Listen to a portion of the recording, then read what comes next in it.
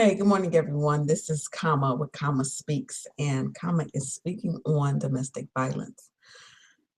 Today, my topic is going to discuss why we stay. I've seen videos, I've heard people speak, heard people ask me directly, why in the world would you stay? Why don't you just get up and leave? I don't understand. I would never. Yeah, I was one of those people. I remember watching this show back in the day called Jenny Jones and watching Maury Povich, watching Oprah Winfrey, watching all these shows, Sally Jesse Raphael, back in the day, like in the 90s. And I remember watching a show, different shows, and women were being abused by their their boyfriend or their spouse. Matter of fact, another one I used to watch is Richard Bay. And so I remember watching that, and I remember saying, I would never, ever let a man put his hands on me. If he tried to put his hands on me, I'm out of there. I'm leaving. What people fail to realize is that sometimes it's a process. As for myself, dating someone for 5 years, never been touched, ever, never hit me. And for us to be married almost a year, if not a year, and that's the first time he put his hands on me. Now, the first year of marriage was very tough. Yes, it was tough. But I just thought when it first happened was why? Just why did he do that? Maybe something happened. Maybe something clicked. I think I was probably more shocked than anything. But the last thing I was thinking about doing is leave. It's not that easy to get up and go. When you've been with someone for some a period of time and you fall in love, you know it's not that easy to leave. There's women that's been cheated on or men that's been cheated on. There's other things that's been happening in the relationship where I know people like, oh, I wouldn't take that either. Well, some people can't, and I'm a firm believer. But until you have walked the shoes of someone that has been into the situation, it's not that easy to leave. Because what happens is when someone does this to you, it gets into your mind. And it's some kind of psychological thing. They get into your mind, they're already in your heart. And a lot of times people apologize right afterwards. My situation, I never got an apology until after we were married. But even then, it was, I did this because you did X, Y, and Z. It was just never, I'm sorry, I was wrong. I will never do it again. That was later after we divorced. But, you know, the truth is the truth. Um, but it was hard to leave. I mean, you got someone you're living with, your spouse, you're intimate with, you're doing things with, you have a child with.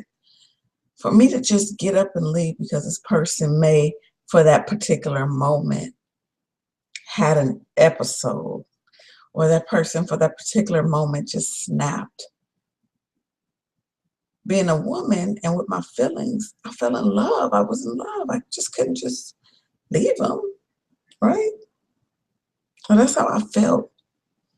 And when people knew that he was just controlling, because it was more than just physical, it was a lot of control. When people knew that he was controlling, they were like, oh, I wouldn't deal with that. And it made me kind of pull away from them. I began to get defensive. Why? Because I knew I wasn't in a good place. But at the same time, I defended him. I'm like, why did I defend this guy? Again, it's psychological. It's just something that you want to make happen. We want to make sure that things happen the way we want them to happen. We want the person to, I'm kind of lost for words right now because I'm thinking like, wow, I can't believe I really went through this. But in our minds, we're just thinking that he can change. We can change him. Again, it's just something they're going through. So when you tell somebody just to leave, remember they got a lot invested into this. They have their time, they have their love. Some of us, like myself, has a baby. You end up with two more babies. So I ended up with 3 kids. And then the embarrassment. It's embarrassing for us because someone such as myself that I just got married, how do I leave my husband? Especially when people told me not to even get married. But that's something I'll talk about, embarrassment, in another segment. But there's a lot that goes to it. So before you tell somebody or get in somebody's face or get mad or call them out of their name or whatever it is that people do nowadays just because someone won't leave, we're called stupid and dumb and idiotic, you crazy. Before you do that, really do some searching. Find out what you have to do, because sometimes there's some reverse psychology out there, I'm sure, that can be done. You got to encourage people, because see, it starts with encouragement. When our self-esteem is already low and we're told that nobody else is going to want us, we begin to believe that, because then we start taking a look at ourselves. For instance, with me, for a long time, I couldn't understand, how can somebody not love me and not hit on me? Like, I felt like that was just part of the game. And guess what? I didn't even grow up that way. I didn't grow up with my parents hitting on each other, my dad hitting my mom. So those were just my thoughts of why I decided to stay. I just wanted to make it work. So people's approach was very important. Maybe the one or two people that knew that I was being, or the few people that knew I was, well, I guess everybody knew I was being controlled, but people didn't know I was being hit. Abuse, to me, for control, is a form of abuse. That's in my opinion. When somebody controls my mind and my thoughts and my every move, that's to me some kind of, I know if it's not control, if it's not abuse, it's something that's not right. But we don't leave because we sometimes have so much invested. Some people don't leave because they feel that's their only form of love. Their parents didn't show them any love. They didn't have an example from their mom. Their dad wasn't in their life. It was a form of love. And somebody is beaming on them and then come and bring flowers or buy them a car or buy them clothes or take them shopping. There's so many different things that comes along with it. And when somebody just steps in and say, leave, you think it's that easy? No, because that's our security. That's our security. It takes a lot for somebody to get up, a whole lot. It's not easy. Even when we get up, I don't know how many times I've left and came back. As I told you just last week, I married him twice because I felt like that was all I was worth, was him. So before you tell somebody to get up and leave, for one, find out why they're staying. Won't you ask? It's okay to ask questions. Ask them, why are you staying? Then you have to fill them up, just like with a kid. You know, we got to encourage our kids to do certain things. If they do something, we want to just tell them how great they are and how much we love them, and keep their self-esteem up so they can do better. Yes, that's the same thing that someone that's going through abuse needs. They need that encouragement. They need to know they can make it through. They need to know somebody's on their side. They need to know people aren't just going to point fingers at them. I always say domestic violence is not a disease, but it kills. So instead of browbeating somebody or pointing the finger at them when they're already down, instead of kicking them while they're down, find out why they're not leaving. Give them resources. Look more into why they need help. See how you can be a real friend or a real family member and show real love. Leaving is not easy. And for some, leaving, they feel like it's not even an option. Think about this.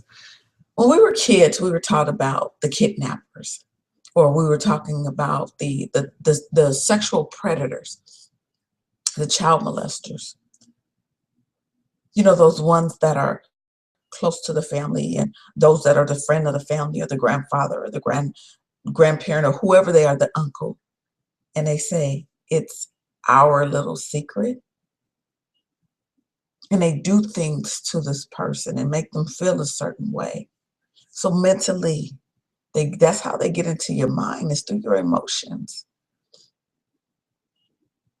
So there's a lot that goes on with the mind of someone that's been abused. Offer them help and start looking for the signs. When the person has to be home at a certain time, look when they're around the person, when they're flinching or think certain things are happening or that their mood changed. I changed who I was.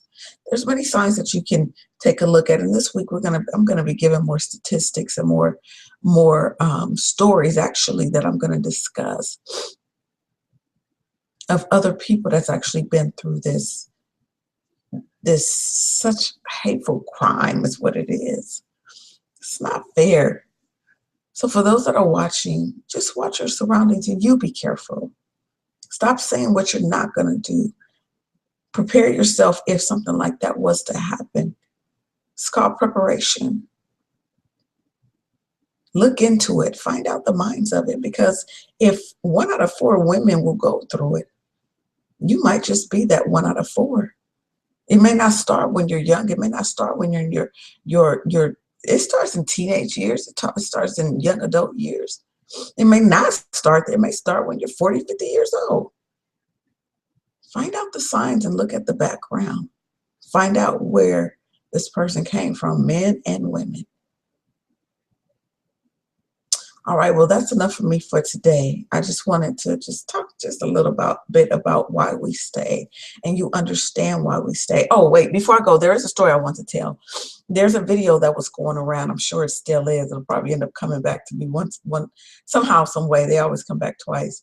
There was a young lady that was on the bus with her boyfriend, or the subway with her boyfriend, and as they were standing there, they got into an argument. This man is in her face. She decides to push him. And she should not have done that because he reacted. He was calling her out her name. He pushed her. And I know some people may say, well, she shouldn't have hit him first. Well, if you really, really look at the scene, you'll understand this. No, she shouldn't have pushed him first, but that's not the first time he's done that. She was embarrassed. There's things we do out of embarrassment. But she reverted almost like a little child to this man. He demeaned her. And there were some men that were strong enough to stand up in the middle of this to stop them. And they were telling her, you need to leave. You need to leave him alone. And she said, but he's all I got. I don't have anywhere to go. And another lady in the background was like, she's going to stay anyway. Forget it. She's just going to stay. And then you had someone else say, you know what? I can help you. I can help you. But from what I hear, the lady walked off on the subway with the young man. And I believe he got arrested later. But chances are she'll let him back in. So it's not easy at all. It's not easy. She said that's all she had. That goes back to what I stated before. One of the reasons people don't leave because we feel like that's all we have.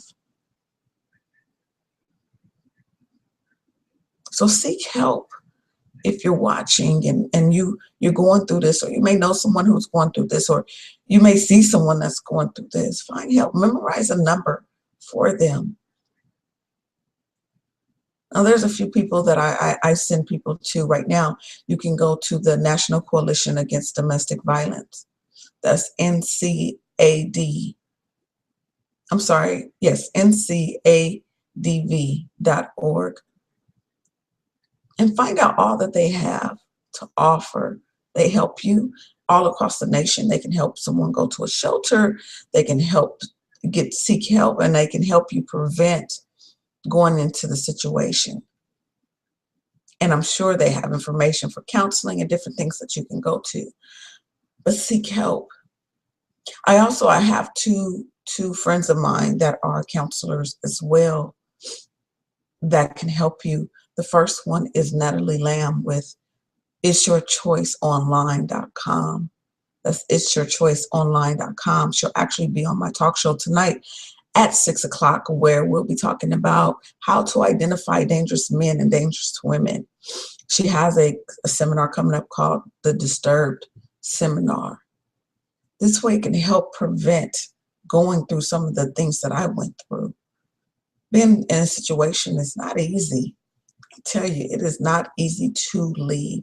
It took me 9 years to call the police on my ex-husband because I knew even though I was going to call the police, I already had it made up in my mind. I was going to come back. So I figured, why call the police? I wish I would have called sooner. And I didn't want to seek help. The next person is Malika Brown with Your Beautiful Mind is the name of her organization. But the name of her website is yourmindisbeautiful.com. She's a counselor. You can go to her for low cost to no cost help. She's able to guide you to where you need to go for counseling for those that need it. But seek help, and seek help for somebody else. Save a life. That's what I'm doing these for. I do these every morning just because it's important that we save a life. I thank God my life was spared, because there's times that I know I probably wouldn't have been here. There's times I wanted to give up on life. I wasn't going to take my life. I just wanted to give up. But that's how I felt. I didn't care what happened because it just had me, my mind places it shouldn't have been. But I will say this. I have a purpose in life, and so do you. Don't give up on your life. God has something for you. Just seek the help. Just seek help. With that said, also, this week is, as many of you guys know, this month is Domestic Violence Awareness Month, as well as Breast Cancer Awareness Month. This show, my sister passed away almost 2 years ago, November 25th of 2012, to breast cancer. I'm not wearing my shirt, but I do have on my pink. I'm representing for her. We call her Latanya or Tanya, but her name is Latrina Thomas, and the show is dedicated to her. Get help, you guys. And for those that are dealing with breast cancer, you can also seek help. It's okay to seek help because you need to get through it. Your family needs to get through it, but keep fighting. As I spoke about last week, the fight is on. Keep fighting. We need you. We need you here. Don't give up. I know there's some things that are tough, the chemo, the therapy. There's certain things that you go through that are really tough and you want to give up, but you have something special. All right. Thank you so much for watching. If you want to get in contact with me, you can go to kamaspeaks.com. That's KAMA speaks.com. You can also inbox me or email me at info@kamaspeaks.com. All right. Make it a great day, and make sure you always think about yourself. You keep yourself healthy. If you have any questions for me, please inbox me or go to my website. Thanks for watching.